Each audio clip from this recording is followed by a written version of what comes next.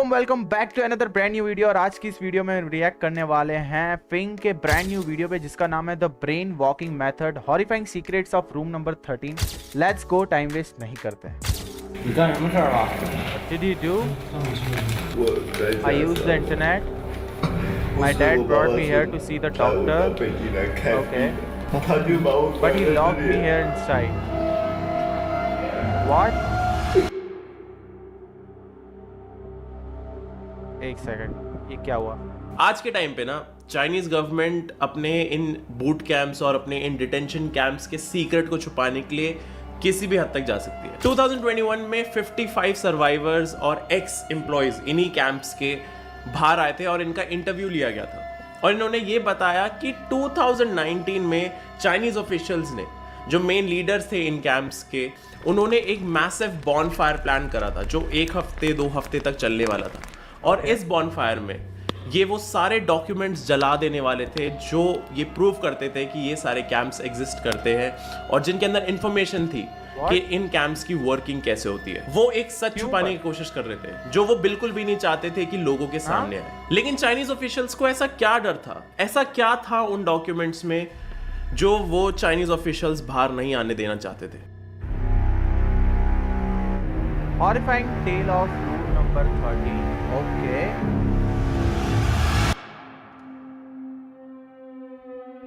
Imagine करो कि तुम अपनी फैमिली के साथ चाइना गए हुए हो घूमने के लिए और वहां पे कुछ लोग आते हैं और तुम्हें किडनैप कर लेते हैं और किडनैप करने के बाद तुम्हारी फैमिली एकदम हेल्पलेस है क्योंकि तुम्हारी फैमिली कुछ नहीं कर सकती तुम्हें उन किडनैपर्स से बचाने के लिए। और तुम्हारी गलती सिर्फ ये है कि तुम एक माइनॉरिटी से हो, कि तुम मुस्लिम या कज़ाक किसी माइनॉरिटी से बिलोंग करते हो। कई सालों से चाइनीज अथॉरिटीज कई हजारों बच्चों को ऐसे ही अपने डिटेंशन कैंप्स में डाल चुकी है। उयागुर के 2 बच्चों के साथ ऐसा ही हुआ था जब उनके फादर की आंखों के सामने से उनको उठा लिया गया था और जिंगजियान रीजन के डिटेंशन कैंप में उन्हें डाल दिया गया। बच्चों को अपनी ही लैंग्वेज में बात करना अलाउड नहीं था और अगर वो ऐसा करते थे तो उनके बालों से एक एक करके एक बाल को उखाड़ा जाता था एज अ पनिशमेंट और उनको मारा पीटा भी जाता था। और अगर उस दौरान कोई स्टूडेंट रो दिया तो उसको सीधा सीधा उठा के एक बहुत ही डार्क बेसमेंट में लॉक कर दिया जाता था और ये बोला जाता था कि उस बेसमेंट के अंदर घोस्ट है, भूत रहते हैं उस बेसमेंट के अंदर। पूरी तरीके से मेंटली टॉर्चर करा जाता था इन स्टूडेंट्स को। एक पनिशमेंट ये भी थी जहां पे एक ही चेयर पे स्टूडेंट को बांध दिया जाता था फॉर डेज,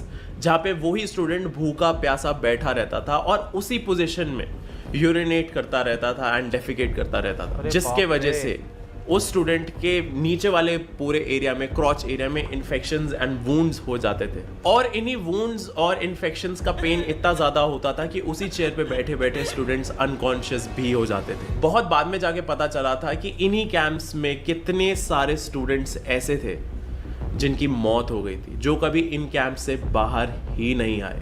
और साथ ही साथ जो फीमेल स्टूडेंट्स होती थी कभी कभार उनको पनिशमेंट में करा जाता था और करा जाता था। बाप रे। लेकिन जो स्टूडेंट्स इन कैंप्स से बाहर निकलते थे, जब वो बाहर निकल के अपने पेरेंट्स से मिलते थे, तो जब उनके पेरेंट्स अपने ही बच्चों को देखते थे तो वो अपने ही बच्चों को नहीं पहचान पाते थे। उन्हें ऐसा लगता था कि जो इंसान अलग बैकग्राउंड से आया था वो एकदम फ्लॉलेस चाइनीज कैसे बोल रहा है, उसका बिहेवियर पूरा चेंज हो चुका है, उसका बात करने का तरीका चेंज हो चुका है। और कभी कभी तो ऐसे लगता था कि जिस स्टूडेंट को इस कैंप में भेजा गया था वो शायद मर चुका है और जो इंसान बाहर आया है वो कोई और है, इंसान है। इस लेवल पे टॉर्चर करके पूरी तरीके से मोल्ड कर दिया जाता था स्टूडेंट्स। अलग अलग बैकग्राउंड के स्टूडेंट्स ऐसा लगता था कि वो हमेशा से ही चाइनीज थे। इन सब टॉर्चर या फिर बूट कैंप्स में माइनॉरिटीज को ही क्यों टारगेट करा जाता था? इसका जवाब ये है कि उस टाइम पे चाइना में जो भी टेररिस्ट अटैक्स होते थे उन सब टेररिस्ट अटैक्स के लिए सारी माइनॉरिटीज को ब्लेम करा जाता था और वही गुस्सा और वही फ्रस्ट्रेशन इन्हीं टॉर्चर कैंप्स में माइनॉरिटी से बिलोंग करने वाले स्टूडेंट्स पे निकाला जाता था।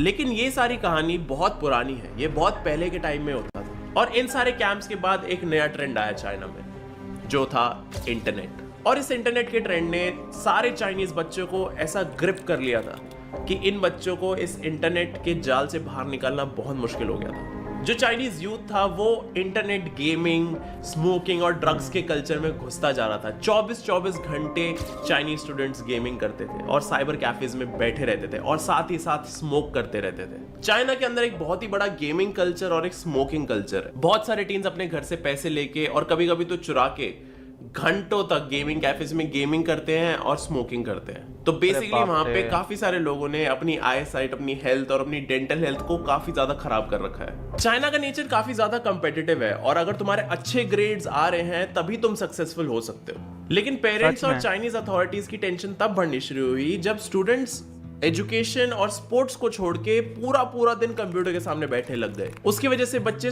करने लगे, साइबर कैफेज पे डेडली फायर्स होने लग गई, गेमर्स को मारा जाने लगा। 2005 में एक रिपोर्ट आई थी जिसने ये कहा था कि 90% जो क्राइम्स हैं जो 18 साल से नीचे वाले बच्चे कर रहे हैं is because of the internet. China की यूथ लीग कमेटी को ये लगने लग गया क्या बोलते हैं, रेज गेम्स लाइक ये जो होती है ना, Valorant types, Fortnite, PUBG, free fire, multiplayer games, उसमें अगर तुम्हारा टीममेट गलती करता है तो तुमको गुस्सा आता है, तुम्हारा उसमें अग्रेशन लेवल भाई हाई पे चला जाता है। पता है कि थोड़ा अरे एक मुक्का पास में बैठा हो, मुक्का ही खा जाता है भाई, फिर तुम ऑब्वियस सी बात है मारेंगे। 90% झगड़ मरते हैं भाई। जो क्राइम्स हैं जो 18 साल से नीचे वाले बच्चे कर रहे हैं is because of the internet. China की यूथ लीग कमेटी को ये लगने लग गया था कि ये बहुत बड़ी प्रॉब्लम है एंड इस प्रॉब्लम का कोई सोल्यूशन ही नहीं दिख रहा था। उन्हें समझ ही नहीं आ रहा था कि वो कैसे स्टूडेंट्स और इंटरनेट को अलग कर सके।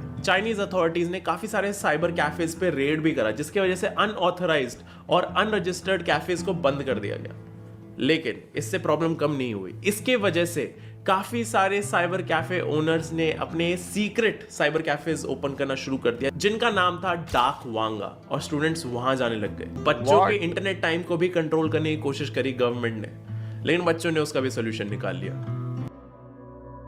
चाइना के बच्चों का सबसे बड़ा ट्रॉमा तब शुरू हुआ जब 2008 में इंटरनेट एडिक्शन को एक मेंटल डिसऑर्डर डिक्लेयर कर दिया गया। बेसिकली चाइनीज अथॉरिटीज का ये मानना था कि अगर तुम डिप्रेस्ड हो, तुम्हें एंजाइटी है, तो उसका रीजन इंटरनेट है। अगर तुम्हारे पेरेंट्स को तुम्हारा पार्टनर पसंद नहीं है तो उसका रीजन भी इंटरनेट है। और अगर सोसाइटी में तुम्हारी किसी बात को पसंद नहीं करा जा रहा है, तुम सोशली एक्सेप्टेड नहीं हो, तो उसको मतलब जैसे होता है ना, अपनी मम्मी बोलती है माथे में दर्द है, मोबाइल की गलती, पेट में मोबाइल की गलती, एक्सीडेंट मोबाइल की गलती, वही चीज है भाई। अरे किसी बात को पसंद नहीं करा जा रहा है, तुम सोशली एक्सेप्टेड नहीं हो, तो उसको सीधा सीधा इंटरनेट एडिक्शन से ही लिंक करा जाता है। सीधा सीधा इंसान को बोल दिया जाता है कि ये इंसान एक इंटरनेट एडिक्ट है। ये बात इतनी ज्यादा बढ़ चुकी थी। इसी टाइम के अराउंड एक डॉक्यूमेंट्री रिलीज हुई थी जिसका नाम था fighting the internet demon, who turned our geniuses into beast. इस डॉक्यूमेंट्री ने सीधा गेमर्स को हेरोइन एडिक्ट से ही कंपेयर कर दिया था। सीधा सीधा ये बोला गया था कि जो लोग गेम्स की तरफ एडिक्टेड हैं वो सीधा सीधा उन्हीं लोगों की तरह हैं जो हेरोइन से एडिक्टेड है। सीधा सीधा ये डॉक्यूमेंट्री एक अवेयरनेस फैलाने के लिए थी कि इंटरनेट कितना डेंजरस हो सकता है, और वहां से इंट्रोड्यूस और ग्लोरीफाई हुआ इसी एडिक्शन का ट्रीटमेंट,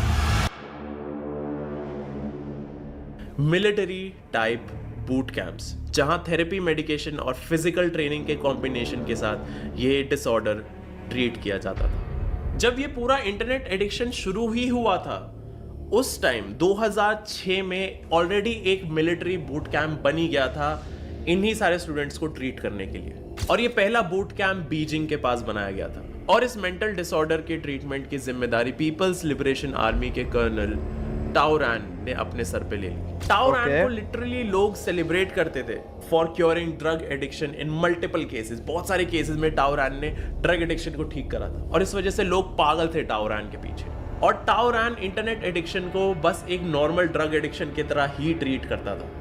न्यूयॉर्क टाइम्स के सामने टाओ रैन ने एक इंटरव्यू दिया था जिसके अंदर टाओ रैन ने सीधा सीधा बोला था कि जो इंटरनेट एडिक्ट्स हैं और जो गेमर्स हैं वो क्या करते हैं, वो सीधा सीधा घर से सामान चुराते हैं, पैसे चुराते हैं, साइबर कैफेज में जाते हैं, गेम्स खेलते हैं, ड्रग्स में इन्वॉल्व होते हैं, और उसके बाद वो भी कर लेते हैं क्योंकि उन्हें लगता है कि उनकी जिंदगी का और कोई पॉइंट नहीं। टाओ रैन ये बोलते थे कि ये सब कुछ एक नॉर्मल ड्रग एडिक्ट भी करता है। इसी वजह से टाओ रैन को गेमिंग और साथ ही साथ हेरोइन एडिक्शन या फिर कोई भी और ड्रग एडिक्शन एकदम सेम लगता था। और टाओरान के पिछले ट्रीटमेंट्स जो वो ड्रग एडिक्ट्स के ऊपर करता था, उन रिजल्ट्स को देख के चाइनीज पेरेंट्स को ये लगने लग गया कि शायद वो फाइनल सोल्यूशन मिल चुका है जिससे इन सारे बच्चों को क्योर करा जा करता था, सेम लगता था। और टाओरान के पिछले ट्रीटमेंट्स जो वो ड्रग एडिक्ट्स के ऊपर करता था, उन रिजल्ट्स को देख के चाइनीज पेरेंट्स को ये लगने लग गया कि शायद वो फाइनल सोल्यूशन मिल चुका है जिससे इन सारे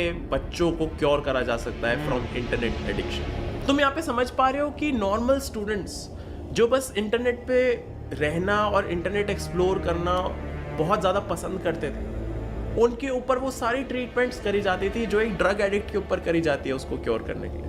तुम समझ पा रहे हो ये चीज़ कितनी बिजार है। सबसे ज़्यादा माइंड ब्लोइंग बात मेरे को पता है क्या लगती है कि इन्हीं कैंप्स के अंदर जो ट्रीटमेंट का तरीका था वो बहुत अनयूजुअल था, लेकिन चाइनीज गवर्नमेंट ने ये सारे ट्रीटमेंट के प्रोसेसेस अप्रूव कर रखे थे जस्ट फॉर टाओरान। जितने भी टाओरान के अनयूजुअल मेथड्स थे उन सारे मेथड्स को अप्रूवल मिला हुआ था।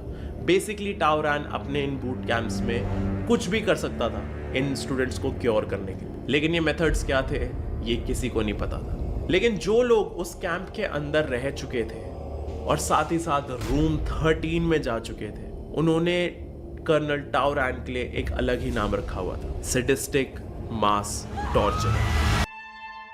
इस कर्नल को लोग अंकल यांग भी बुलाते थे।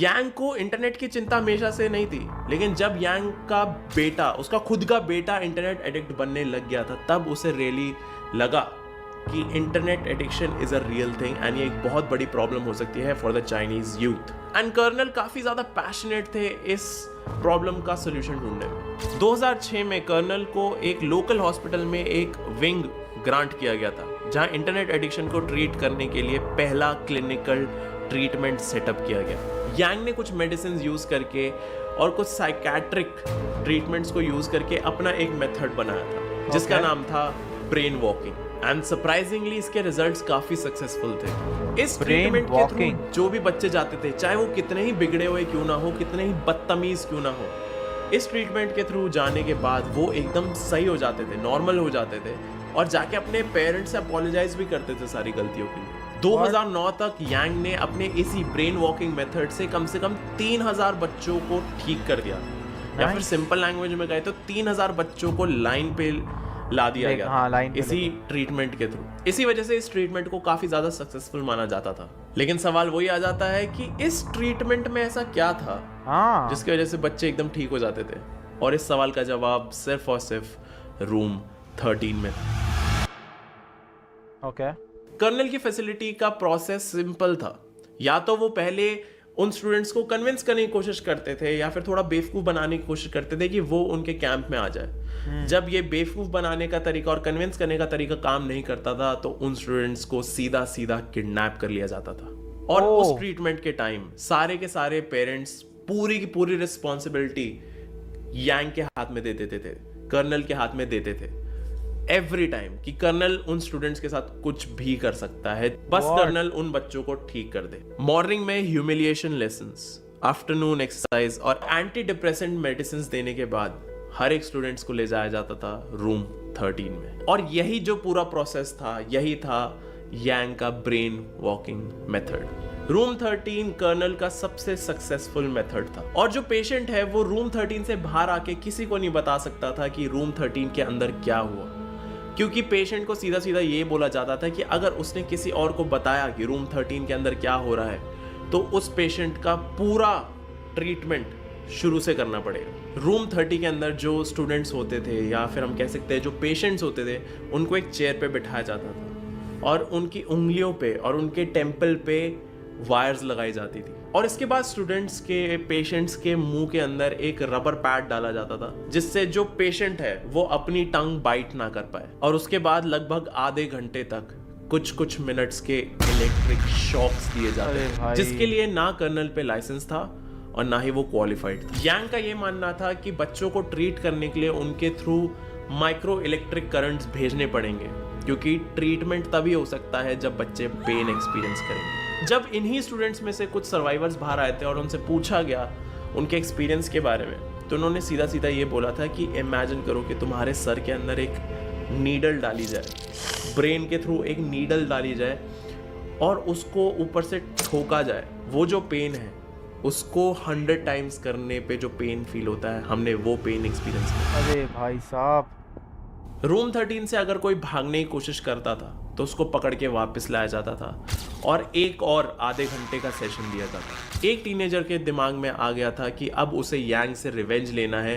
क्योंकि उसको दिख रहा था कि यांग सब स्टूडेंट्स के साथ क्या कर रहा है। वो स्टूडेंट गया इंटरनेट पे और उसने सारी कहानी सच सच लिखी, जिसकी वजह से काफी सारे स्टूडेंट्स रिवोल्ट करने लग गए थे कर्नल के अगेंस्ट, क्योंकि काफी सारे और विक्टिम्स ने जब वो आर्टिकल पढ़ा और उन्होंने भी अपनी स्टोरीज बतानी शुरू कर दी। ये सारे स्टूडेंट्स जो कर्नल के थ्रू इतना ज्यादा टॉर्चर हुए थे, वो सारे एक साथ खड़े हो गए और इस पूरी खबर ने बहुत ज्यादा मीडिया कवरेज भी ले ली थी और कर्नल को, यांग को मॉन्स्टर किलर का नाम दे दिया गया। जब मीडिया में ये बात बढ़ने लगी तो 2009 में इंटरनेट एडिक्ट्स के लिए शॉक थेरेपी को बैन कर दिया गया, लेकिन इससे अंकल यांग पे कुछ फर्क नहीं पड़ा। वो मेथड अभी भी चलता रहा, वो सेम रहा, बस उसका नाम चेंज करके इलेक्ट्रिकल एक्यूपंक्चर रख दिया गया। इस पूरे मेथड को एक नया नाम दे के रीब्रांडिंग कर दी गई। ये सारी चीजें गलत होते हुए भी काफी सारे डेस्परेट पेरेंट्स अपने बच्चों को तमीज सिखाने के लिए, उनको नॉर्मल बनाने के लिए अब भी अपने बच्चों को ऐसे ही कैंप्स में भेज रहे थे। 2016 तक यांग का रूम नंबर 13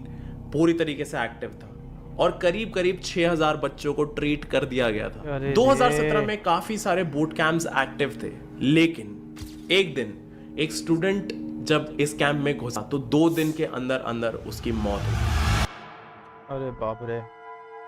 उस बच्चे की मौत हो जाने के बाद जब उस बच्चे के पेरेंट्स आए, उस बच्चे के पेरेंट्स ने उस बच्चे की बॉडी को पूरे तरीके से एग्जामिन करवाया। एग्जामिनेशन के बाद काफी सारे वुंड्स निकल के आए बच्चे के और इंटरनल इंजरीज निकल के आए, लेकिन ये चीज पता नहीं लगा पाया कोई भी कि उस बच्चे की मौत का एक्चुअल रीजन क्या था। उस कैंप को वहीं के वहीं बंद करवा दिया गया, लेकिन क्या इससे कोई फर्क पड़ा?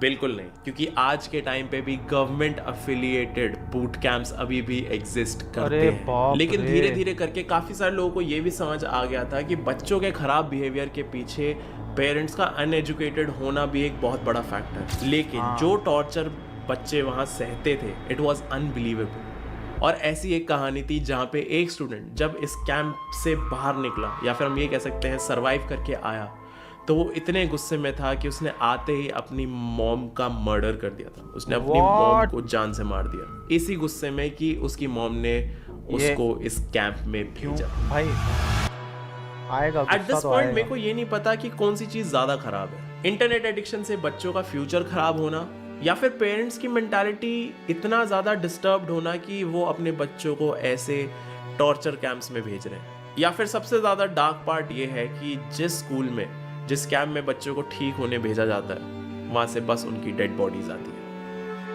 बोलेंगे, लेकिन ये चीज तो गलत है, इतना टॉर्चर करना। भाई इंटरनेट से बचो सबसे पहले तो। होपफुली तुमको कुछ तो सीखने को मिला होगा, तुमको कुछ सीखने को मिला है। मेक श्योर कि आगे लोगों को भी बताओ भाई, अवेयर करो इस चीज के बारे में। स्पेशली पेरेंट्स को बोलो भाई कि इतना, पेरेंट्स की भी गलती नहीं है, वो बोल बोल के थक जाते हैं, फिर उनको कोई एक सॉल्यूशन चाहिए होता है, ना चाहते हुए भी उनको ऐसा, उनको होता है कि हमारा बच्चा तो ठीक हो जाएगा, ऐसा आंखों पे पर्दा डाल के भेज देते हैं। पर ये भी नहीं करना चाहिए भाई। जब तुमको उसने बोला भाई कि ये सब होने के बाद भी पेरेंट्स यहाँ पे भेज रहे हैं, थोड़ा तो दिमाग चलाओ यार। और हमको भी ध्यान रखना चाहिए भाई, लिमिट में चलाओ भाई, एडिक्टेड मत हो जाओ भाई। एडिक्शन बहुत ही गंदा है, कोई भी चीज़ का, XYZ सब कुछ आ गया उसमें, एडिक्शन बिल्कुल नहीं करो। तो या that's all for this video. Hopefully तुमको मज़ा आया होगा इस वीडियो में। मज़ा आया तो गिव इट अ लाइक सबसे पहले तो, और सब्सक्राइब कर दो चैनल को। और बस आज के लिए इतना ही, मिलता हूँ मैं आपसे नेक्स्ट वीडियो में या तो नेक्स्ट स्ट्रीम में। तब तक के लिए टेक केयर, बाय बाय भाई, ध्यान रखो। Thank you so much for watching this video.